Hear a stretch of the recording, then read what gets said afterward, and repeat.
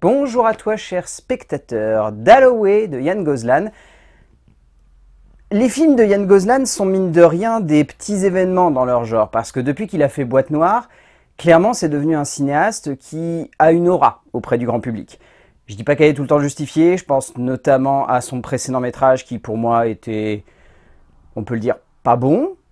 Donc j'étais intrigué par Dalloway, mais je mettais quand même quelques réserves parce qu'en plus il avait l'air d'avoir des faux airs de long métrage post-Covid bien assumé, donc pourquoi pas, mais... Le résumé pour faire simple, Clarissa est une auteure en perte d'inspiration depuis maintenant plusieurs années. Une résidence artistique lui a proposé de prendre un logement chez elle pour trouver l'inspiration. Celle-ci possède une intelligence artificielle qui doit normalement l'aider, Dalloway. Bon, déjà, c'est mieux que Vision. Ce qui est à voir comme étant une bonne étape. De rien, Vision, c'était quand même un peu laborieux. Après, Dalloway a des qualités, mais souffre toujours des mêmes problèmes du cinéma de Yann Gozlan. C'est-à-dire que depuis ses débuts, je trouve que Yann Gozlan a un souci, c'est qu'il fait des films avec des bonnes idées de base, avec une bonne forme, avec un bon travail du rythme et avec une vraie tension qui est plutôt bien construite et qui permet à l'ensemble de ses récits de tenir la route. Et c'est le cas encore une fois avec Dalloway, qui je trouve, en tant que thriller et polar, se tient plutôt bien dans ce qu'il amène, dans ce qu'il construit et dans ce qu'il développe. Mon problème étant encore une fois que ça dure 1h50, si ça durait 1h30, ça serait beaucoup plus intense, beaucoup plus tendu et beaucoup plus maîtrisé. Mais, un peu comme d'hab, j'ai envie de dire, malheureusement, Yann Gozlan a envie de faire des films qui sont longs, lourds, pas subtils du coup, et qui ont tendance à vouloir un peu étirer les cordes de la dramaturgie, ce qui donne l'impression qu'au bout d'un moment, le cinéaste a rapidement fait le tour. Alors, je dis pas derrière, il y a un travail de la composition et de la tension qui, encore une fois, m'impressionne. Je trouve notamment que dans sa manière de jouer sur la mise en scène et sur le travail de la tension à l'écran, c'est très très bien construit. Mais j'ai encore l'impression qu'on est sur un film où le metteur en scène s'est dit « Ah, et si on étirait un petit peu plus la dramaturgie, si on en rajoutait un petit peu plus, si on faisait en sorte qu'il y ait des scènes qui soient un peu longues mais qui du coup diffusent une espèce d'ambiance, ouais ». Mais après, on peut se poser la question aussi de la légitimité de parler de certaines thématiques au sein d'un film qui, du coup, a une base intéressante, mais peut sembler un peu, je dirais pas hors de propos, mais en décalage par rapport à son époque quant aux thématiques qu'il veut convoquer et à la manière avec laquelle il les convoque. Les sujets en rapport avec l'actualité ne sont pas toujours de bonnes bases de composition et de travail pour des auteurs, pouvant aussi bien donner lieu à des moments de cinéma qui sonnent comme impactants et forts, que des œuvres trop accrochées à notre époque et donc pas assez universelles en un sens.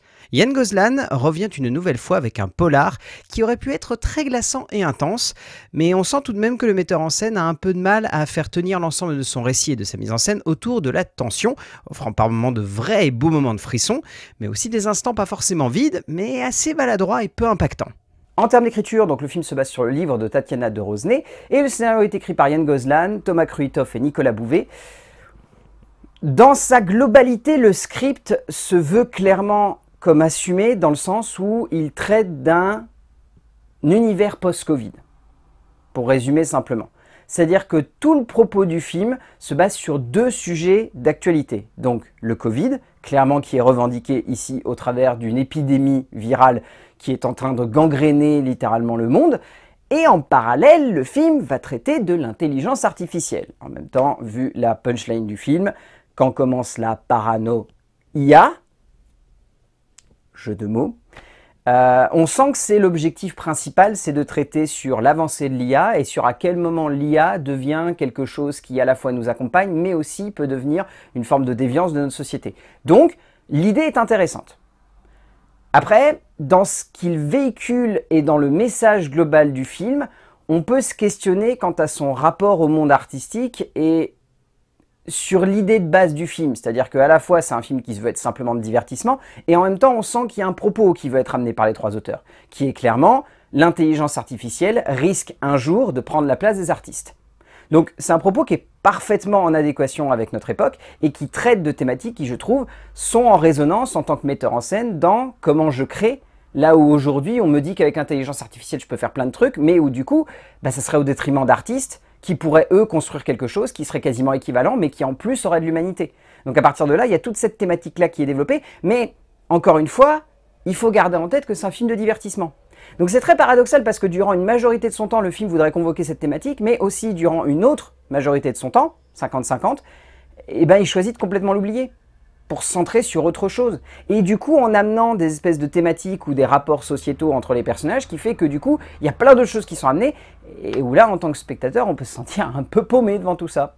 Gozlan, Kruithof et Bouvet font de l'œuvre de De Rosnay une bonne base de composition pour traiter de notre époque, le récit se posant devant nous, sonnant aussi bien comme un travail autour de l'IA et du monde artistique, qu'un récit post-Covid plus ou moins subtil, mais en tout cas prenant dans sa base. Après, une bonne base ne fait pas toujours un récit aussi prenant que sur le papier, et en un sens, comme pour son précédent métrage, on sent que les auteurs ici présents n'ont pas forcément pleinement su comprendre et accepter toutes les thématiques et les reliefs qu'ils veulent mettre en perspective, et en un sens, notamment dans le troisième acte, tout cela sonne comme un peu maladroit.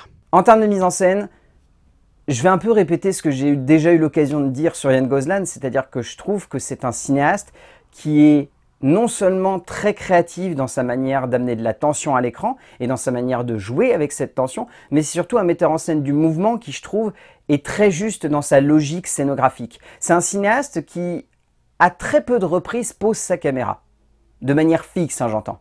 C'est-à-dire que son objectif, c'est souvent de donner beaucoup de rythme à l'image. On sent que c'est un cinéaste qui a grandi avec les metteurs en scène des années 80-90, où il fallait que le mouvement soit une espèce de continuité de la logique cinématographique de l'époque, et du coup, le rythme se devait un petit peu survitaminé, et donc il fallait faire en sorte que, non pas il y ait des coupes de montage toutes les 2 secondes, mais que la mise en scène soit un accompagnement de la tension, et donc du coup, il faut que la mise en scène bouge, il faut qu'il y ait du rythme, il faut qu'il y ait des longs panoramiques, il faut qu'il y ait des longs travelling, il faut qu'il y ait un travail du montage qui se couple parfaitement avec la musique et qui du coup amène une rythmique qui fasse en sorte qu'en tant que spectateur on n'a pas l'impression de s'ennuyer. Donc c'est un peu le paradoxe en fait de Yann Gozlan, c'est-à-dire que encore une fois je vais lui reprocher la même chose, son film est trop long, mais paradoxalement j'ai pas eu l'impression qu'il me semblait trop long en termes de rythme, parce que la rythmique globale du film se tient.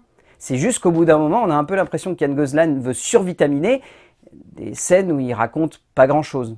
Et c'est là du coup que se crée la fine barrière entre divertissement survitaminé et mise en scène de l'esbrouf, où du coup c'est genre waouh, ça a plein de style, mais qu'est-ce que ça filme? Et c'est là du coup qu'on peut se poser la question sur quel est le but de la mise en scène de Gozlan. Est-ce que c'est juste du style, ou est-ce que c'est un travail de l'attention constant, mais qui du coup parfois se centre sur un peu de vide? Gozlan démontre une nouvelle fois un vrai brio de composition et de mise en scène. Le cinéaste se posant encore une fois comme un auteur du mouvement fascinant à voir et à analyser. Son film oscillant entre instants de tension très bien montés et chorégraphiés et fragments de tension plus fixes mais pour autant très haletants. Encore une fois, le problème vient un peu de la longueur trop imposante du métrage qui fait qu'au bout d'un moment, les ficelles ne sont pas assez bien cachées et l'on sent que le cinéaste a du mal à rythmer correctement son métrage. Même si une très bonne et puissante scène de canicule vient booster tout cela, il reste qu'une nouvelle fois, c'est trop long pour ce que c'est. En termes de casting, celui-ci est très bon, c'est indéniable, que ce soit Anna Mouglalis, que ce soit Frédéric Pierrot, que ce soit Freya Mavor, que ce soit Sophie Maréchal, Mark Irons, Lars Mikkelsen, qui je trouve est vraiment excellent dans un rôle qu'il tient parfaitement du début à la fin, excellent. Mais, en fait, je pourrais vous parler des heures et des heures de tous ces personnages, mais il faut évoquer 2 personnes. Il faut évoquer Mylène Farmer, qui est très impressionnante dans la voix de Dalloway. Je trouve qu'elle a réussi à insuffler quelque chose de très fort et très angoissant à un personnage qu'on ne voit pas, mais qu'on ressent. Donc ça, mine de rien, c'est très fort rien qu'avec la voix.